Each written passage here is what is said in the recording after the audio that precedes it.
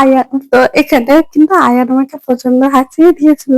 তো আর আমি কাট করলাম না। আর এখানে আমি চা নিয়ে বসে গেছিলাম। চাটা না আমি একটা স্পেশাল ঘরোয়া একটা ওষুধ দিয়ে খাচ্ছি। ঘরোয়া একটা জিনিস দিয়ে খাচ্ছি। কিন্তু কি সেটা আমি বলব না। আর আমি চলে গেছিলাম হচ্ছে খাওয়া-দাওয়ার পর হচ্ছে গোকর্ণ।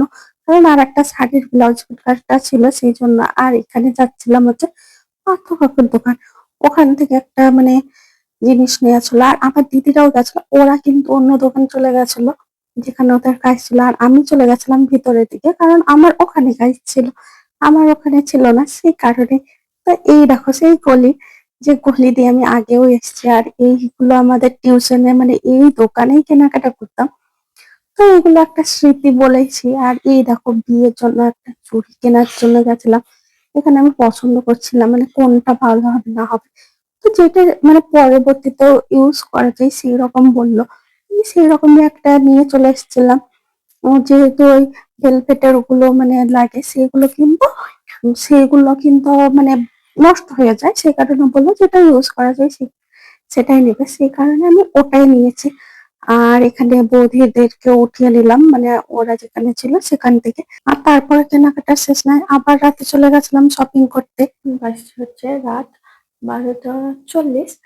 আর আমার মানে প্রচন্ড আমি টায়ার্ড, ঘুম আসছে, আমার মাথা ব্যথা করছে। তো তারপরেও আমি এখনো বেঁচে গেছি। কারণ হচ্ছে কি আমার অনেকগুলো জামা বাইরেই ছিল, ইস্ত্রি করতে হতো। ওগুলো ভরা হচ্ছিল না, অনেক কাজ ছিল সে কারণে ওইগুলো করছিলাম। আর আমার অনেক অস্বস্তি লাগছিল ওইগুলোকে পরে থাকতে দেখে। আমার ক্লান্তি এটা আমার কাছে বড় ব্যাপার না, আমার জামাগুলো কষ্ট পাচ্ছে পরে পরে। ওদেরকে তো ওদের জায়গায় রাখতে হবে। আর সেটার জন্য তো আজ আমি ভাবলাম যে না, আমি এখনই করবো মানে হ্যাঁ আমি কালকের দিন ফাঁকা আছি। বাট আমার এখন মনে হয়েছে যে আমার এখনই করা উচিত। আমার মনে হচ্ছিল এখন না করলে মহাভারত অসুস্থ হয়ে যেত, এদিক থেকে এদিক দুনিয়া হয়ে যেত। আমি জাস্ট এখনই উম মানে এগুলোকে ইস্ত্রি করে নিয়েছি, তারপর গোছগাছ করে রেখেছি। এবার জাস্ট আমি এখানে ওদেরকে ওদেরকে ওদের জায়গাটা দেখাচ্ছি। ওদেরকে এর মধ্যে আমি সেট করবো। নাহলে ওইদিকে নিচেও একটু খালি করে নিয়েছি। কারণ আমার পুরোনো জামা অনেক আমি এগুলো জাস্ট মানে বের করে দিয়েছি এই জায়গা থেকে।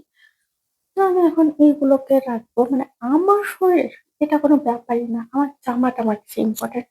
আমার জামা আমার কাছে অনেক স্পেশাল মানে মানুষ এগুলো কি মানুষ এগুলো কি আমার জামা শাড়ি এগুলো আমার কাছে অনেক স্পেশাল। আর এরা অনেক ভালো মানে এদের এই ছোট জায়গার মধ্যে আমি রেখেছি, তারপরেও ওরা কোনো অভিযোগ করে না। মানে কোনো অভিযোগ ছাড়াই ওরা দিব্যি সুন্দর এখানে বেঁচে আছে। তো এর জন্য আমি এদেরকে অনেক বেশি ভালোবাসি। আর এই সবগুলো করতে করতে না প্রায় ১টা বেজে যাবে। আমি অলরেডি এটাকে আমি করে রেখেছিলাম। কারণ আমার মনে হয়েছিল যে এগুলো করতে করতে অনেক দেরি হয়ে যাবে।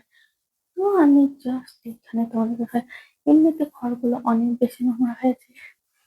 জাস্ট এইগুলো খুব বেশিও ছিল না। বাট আমাদের এমনিতেই কাজ করতে করতে অনেক দেরি হয়ে গেছিল। কিছুদিন আমি ফেলে রেখেছি কারণ এখন আমি মানে বাইরে গেছিলাম ওইগুলোকে কাচতে হবে। ধোয়া পরিষ্কার করে নিতে হবে।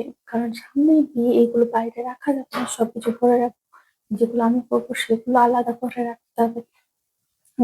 হ্যাঁ, কারণ ওগুলো আমি আলাদা করে বের করে আমি আলমারিটা জাস্ট লক করে রেখে দেবো। আমি কোনো রিস্ক নিতে চাই না। আমার জামার ব্যাপারে আমি কোনো রিস্ক নিতে চাই না। আমার কাছে এটাই ইম্পর্টেন্ট। এখানে অনেক জামা আছে যেগুলো মানে আমি নিজের টাকায় কিনেছি। হ্যাঁ, আমার নিজের টাকায় কেনা। প্লাস আমার দিদি দিয়েছে কিছু। হ্যাঁ, আমার স্মৃতি আছে। জামা শুধু জামা না, স্মৃতি। আর মানুষ ওগুলোকে আমি স্মৃতি হিসেবে ধরি না। মানে কোনো কিছু না।